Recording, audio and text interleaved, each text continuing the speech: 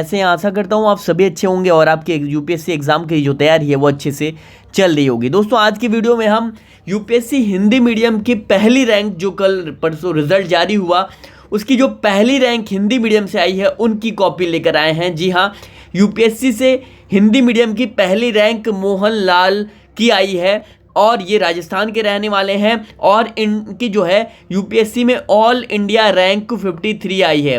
तो ये हिंदी मीडियम की इनकी पहली रैंक है, हिंदी मीडियम के टॉपर है, पहली रैंक है इनकी। आज कॉपी हम देखेंगे कि आखिरकार हिंदी मीडियम का जो टॉपर है वो यूपीएससी में किस तरह से लिखा और 2023 की टफ एग्जामिनेशन होने के बावजूद भी इन्होंने यूपीएससी को हिंदी मीडियम से टॉप किया।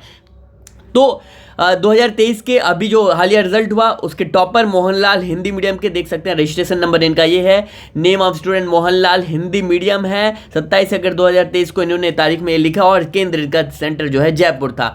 तो ज़्यादा समय लेकर इनकी कॉपी की शुरुआत करते हैं और पूरी लंबी चौड़ी कॉपी है और इस कॉपी को दिखाने का एक मकसद है, लगातार कॉपियां दिखाई जा रही हैं, आपको डिस्कस करी जा रही हैं कि भैया लगातार आप लिखना शुरू कर दें। कहने का मतलब आप अपनी स्किल को इम्प्रूव करें। देखिए यूपीएससी का एग्ज़ाम जो है वो पूरा का पूरा डिपेंड करता है किस पर, राइटिंग स्किल पर। जितनी अच्छी लेखन शैली होगी उतना ही ज़्यादा आपकी क्या है संभावनाएं बढ़ जाएंगी, किसकी, सिलेक्शन की संभावनाएं आपकी बढ़ जाती हैं। तो लेखन शैली यानी कि आपकी राइटिंग स्किल जितनी इम्प्रूव होगी उतनी अधिक आपकी क्या होगी, इतना जो चांसेस हैं वो अधिक हो जाएंगे आपके सिलेक्शन के। ठीक है, तो चलिए ज़्यादा समय लेकर शुरू करते हैं हिंदी मीडियम के टॉपर रहे मोहनलाल की कॉपी के साथ। चलिए देखिए शुरू करते हैं कॉपी। प्रॉपर इन्होंने जयपुर में अपनी ये कॉपी लिखी थी और शुरू करते हैं। ये पहला प्रश्न देखिए, पहला प्रश्न मोहनलाल के सामने था कि खाद्य सुरक्षा के विभिन्न आयाम क्या हैं। इन आयामों में के मद्देनजर खाद्य सुरक्षा सुनिश्चित करने के संदर्भ में भारत की स्थिति का परीक्षण कीजिए। अब खाद्य सुरक्षा पर प्रश्न था, 150 शब्दों में इसके उत्तर लिखने थे।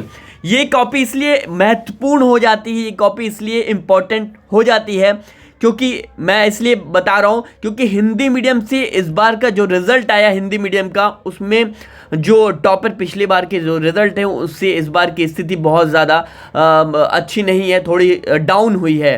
तो ये आपके पहले रैंक हैं जो हिंदी मीडियम वाले स्टूडेंट हैं, इससे निराश होने की ज़रूरत नहीं है बल्कि इससे सीखने की ज़रूरत है। जो आपके मोहनलाल टॉपर इस बार 53 रैंक के साथ इन्होंने टॉप किया। चलिए, तो खाद्य सुरक्षा के विभिन्न आयाम जो थे उस पर डिस्कस करना था और इन आयामों के मद्देनजर खाद्य सुरक्षा सुनिश्चित करने के संदर्भ में भारत की स्थिति का परीक्षण करना था।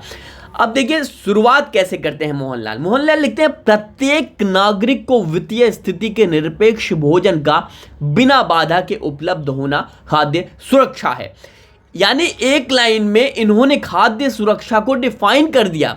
कल मैंने आदित्य श्रीवास्तव रैंक 1 की भी कॉपी डिस्कस की थी, उन्होंने भी क्या किया था, जो आपके सामने क्वेश्चन आ रहा है जो मेन कीवर्ड है उस कीवर्ड को सबसे पहला काम क्या करना होता है कि आप उस कीवर्ड को क्या करना है, कीवर्ड्स को जो है उसको क्या आइडेंटिफाई करना है, क्या करना है, आइडेंटिफाई करना है और आइडेंटिफाई करने के बाद उसको क्या करना है, उसको डिफाइन कर देना है, जो कि कल आदित्य ने भी किया था और आज की कॉपी में खाद्य सुरक्षा को शुरुआत यहीं से करते हो। तो आंसर राइटिंग के स्किल को समझिए। तो ये इन्होंने एक लाइन में क्या कर दिया, खाद्य सुरक्षा को डिस्कस कर दिया। अब देखिए आगे बढ़ते हैं। अब एक ये इस तरह का जो पैटर्न है ना, खाद्य सुरक्षा लिखते हैं, खाद्य सुरक्षा के विभिन्न आयाम, मैं वही हर बारी वही डिस्कस करता हूं कि अब आप ये खाद्य सुरक्षा के विभिन्न आयाम अगर ये हेडिंग डालकर यहाँ पे प्रॉपर लिखते, लंबे में आप शुरू हो जाते तो बहुत समय आपके जो समय ड्यूरेशन है वो आपका खराब हो जाता और सही समय पर आप आंसर नहीं लिख पाते। ठीक है, टाइम मैनेजमेंट भी वहाँ नहीं हो पाता। तो अब ये खाद्य सुरक्षा के विभिन्न आयाम, ये फैक्टर्स जो हैं वो फैक्टर्स इन्होंने क्या किया, काउंट करा दिया और ये हार्डली कितना समय लगा होगा, हार्डली इनको 2 मिनट से ज़्यादा का समय नहीं लगा होगा फिंगर पर जो पॉइंट्स होंगे। तो लिखते हैं खाद्य सुरक्षा के विभिन्न आयाम क्या है, ग्रामीण खाद्य सुरक्षा, पोषण आधारित खाद्य। अब खाद्य सुरक्षा का मतलब यह है कि जो आप भोजन आपको मिले वो पोषण भी उसमें होना चाहिए। कहने का ये पेट भर जाना, आप खाना खा रहे हैं पेट भर जा रहा है, इसका ये मतलब नहीं कि आपको वहाँ से जो आप खा रहे हैं वो बिल्कुल पोषण आप में लगे, आपके शरीर में लगेगा ही। पेट भर जाना भोजन की खाद्य सुरक्षा की गारंटी नहीं है, जबकि क्या है, पोषण मिलना चाहिए। आप जो खा रहे हैं उनमें विटामिन, प्रोटीन, इन तरह की चीजें आपके पोषण यानी होना चाहिए, ठीक है।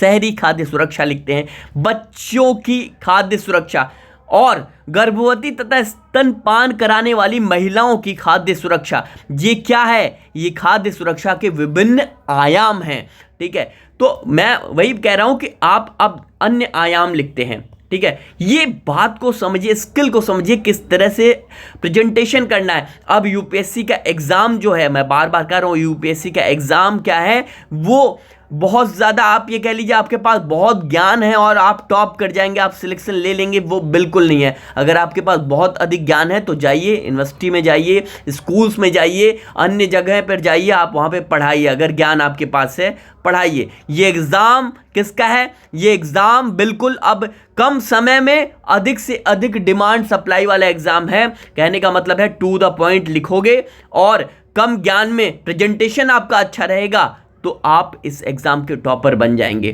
ठीक है। एक एक नंबर बहुत इंपॉर्टेंट है। तो अन्य आयाम लिखते हैं कि पीडब्ल्यूडी सहित संवेदनशील समुदाय हेतु खाद्य सुरक्षा, प्रवासियों, वैध अवैध हेतु खाद्य सुरक्षा। मतलब अन्य आयाम क्या है, किस तरह से खाद्य सुरक्षा की जा सकती है।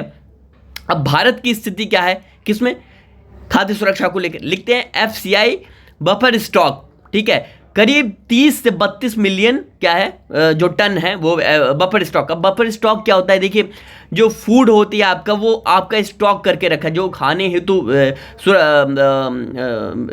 आपका जो फूड होता है वो स्टॉक में रखा जाता है, बचा कर रखा जाता है। तो इसमें 30 से 32 मिलियन टन की बात इन्होंने कहा है।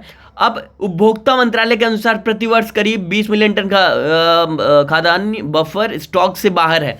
तो ये जो आंकड़े प्रस्तुत करते हैं, ये जो आंकड़े प्रस्तुत करते हैं वो फैक्ट, मैं कल भी कहा आदित्य की कॉपी में देख करके आंकड़े जरूर रखें। अब देखिए स्थिति लाभप्रद के रूप में कैसे है, ये लिखते हैं कि जो लिखते हैं एनएफएसए 2013 तथा ये पीएम ग्रे के तहत खाद्यान्न वितरण 66% जनसंख्या, और मतलब कहते हैं क्या, मतलब यह आंकड़े जो प्रस्तुत करना है, जो फैक्ट डालना है, ठीक है, वो फैक्ट आप डालते रहें, ऑथेंटिसिटी आपके आंसर में आती रहेगी और मार्क्स मिलते रहेंगे, ठीक है। तो देखिए मोटे अनाज में भी शामिल। अब चुनौतियां क्या क्या हैं ये देख सकते हैं, चुनौतियां क्या क्या हैं। हंगर कोई प्रावधान नहीं, भुखमरी का चरम स्तर, ठीक है, ग्लोबल एचआई में, ये चुनौतियां हैं किसका, आपकी एफसीआई बफर का सड़ना, ठीक है, मतलब आपके जो फूड स्टॉक में रखे जाते हैं वो सड़ जाते हैं, ठीक है, ये सब चुनौतियां हैं, ठीक है। ओएफसीडी रिपोर्ट के अनुसार करीब 20% भोजन व्यर्थ होता है। तो ये आंकड़े अगर आपके पास याद रहेंगे तो आप आंसर में लिख सकते हैं, और आगे वे फॉरवर्ड, आगे की राह क्या हो सकती है वो इन्होंने यहाँ लिखकर उत्तर को समाप्त कर दिया। कहने का मतलब ये है, अब मैं थोड़ा सा आगे बढ़ाता हूँ। कहने का मतलब ये है कि ये जो आपके टॉपर हिंदी मीडियम के हैं, हर साल प्रत्येक वर्ष आपके सामने कॉपियाँ दिखाई जाती हैं, प्रत्येक वर्ष, चाहे वो रैंक आपके हिंदी मीडियम का रैंक 40 हो, 50 हो, 17 हो, 20, 22 हो, जो भी रैंक आपके हिंदी मीडियम के टॉपर हैं, उनकी लिखने की स्किल, आप एक चीज़ देखेंगे कि लिखने की जो स्किल है, आंसर में जो फैक्ट डालते हैं वो थोड़ा डिफर हो सकता है, अंतर आ सकता है, लेकिन जो स्किल है वो स्किल सभी ने एक तरह फॉलो करी होती है, और यही वजह है कि लगातार उनका सिलेक्शन हो रहा है। अब स्किल, मैं बार बार स्किल कह रहा हूं, स्किल का मतलब यही है कि आप टू द पॉइंट, देखिए पॉइंटर फॉर्म में लिख रहे हैं, देखिए पॉइंटर फॉर्म में लिख रहे हैं 1 2 3, और अंडरलाइन इंपॉर्टेंट टर्म्स, कीवर्ड्स को अंडरलाइन करते हुए चलना है, ताकि एग्जामिनर के सामने अगर जाए और एग्जामिनर का मन नहीं भी हो कॉपी चेक करने का, मैं बता रहा हूँ, आपके मन में होगा कि अरे यूपीएससी जैसे बड़े एग्जाम में एग्जामिनर का मन नहीं होगा कॉपी चेक करने का, इतनी बड़ी परीक्षा, होता है, उनके सामने भी होता है, मोटी मोटी कॉपियाँ 20-20 प्रश्नों के उत्तर को आप उनको एवेल्युएट करना होता है, तो होता है ऐसा, ठीक है। तो कहने का मतलब यह है कि अंडरलाइन करते चले, ऐसे में क्या होगा, सामने जाएगा वो सीधा आपको मार्क्स देकर आगे बढ़ जाएगा, ठीक है। तो ये इस तरह से देखिए। दूसरा क्वेश्चन था, ब्लॉकचेन और चैट जीपीटी जैसी आधुनिक प्रौद्योगिकियां कृषि को अधिक कुशल और साधारण क्षेत्र में बदलने की अपार क्षमता वाले शक्तिशाली साधन है, भारत के संदर्भ में चर्चा कीजिए। अब इन्होंने क्या किया है, अंडरलाइन कर दिया है।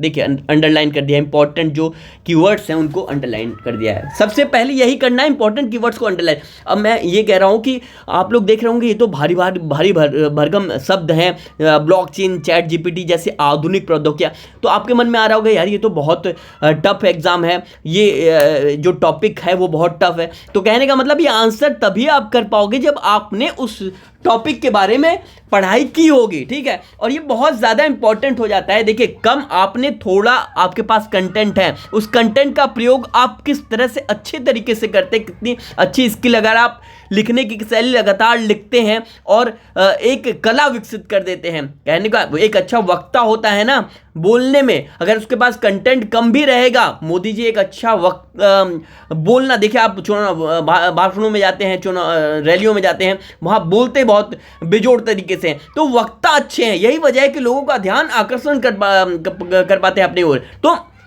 कहने का मतलब है आप अच्छे राइटिंग स्किल आपकी होगी तो आप बेहतर इसमें कर पाएंगे, बेशक आपके पास कंटेंट की कमी हो, ठीक है। तो देखिए इस तरह से लिखते हैं, मैं थोड़ा स्क्रॉल करता हूँ और इस तरह से लिखते हैं। चैट जीपीटी का जो योगदान है वो लिखते हैं। देखिए किसानों के बीच की जानकारी, मौसम तथा फसलों के बीच संबंध, उर्वरक की मात्रा व आवश्यकताओं का साधन, तो इस तरह से ये लिखते हैं। और आगे यहाँ पे क्या करते हैं, यहाँ पर आगे उत्तर समाप्त हो जाता है। तो ये कॉपी दिखाने का यही मूल मकसद है कि आप अपनी राइटिंग स्किल को इम्प्रूव करिए और यकीन मानिए आप भी इस यूपीएससी की हॉली पीडीएफ में अपनी जगह बना सकते हैं। बशर्ते आपने करना क्या है कि टॉपिक को पढ़कर, उसको समझकर अधिक से अधिक उस टॉपिक पर लिखने का प्रयास करें। मुझे उम्मीद है कि ये वीडियो सेशन आपको इसमें कुछ सीखने को मिला होगा। कमेंट सेक्शन में अपनी राय देना ना भूलें। और हिंदी मीडियम के टॉपर रहे, इस बार का पहली रैंक है मोहनलाल की और ऑल इंडिया रैंक इनकी 53 है। तो अधिक से अधिक शेयर करें, कमेंट सेक्शन में अपनी राय देना ना भूलें। चलिए बहुत बहुत धन्यवाद। और हाँ, ये जो कॉपी है मोहनलाल की वो हमारे टेलीग्राम चैनल पर आपको मिल जाएगी। टेलीग्राम चैनल की जो लिंक है वो इसी वीडियो के डिस्क्रिप्शन बॉक्स में दिया हुआ है, जाइए ज्वाइन करिए। बहुत बहुत धन्यवाद।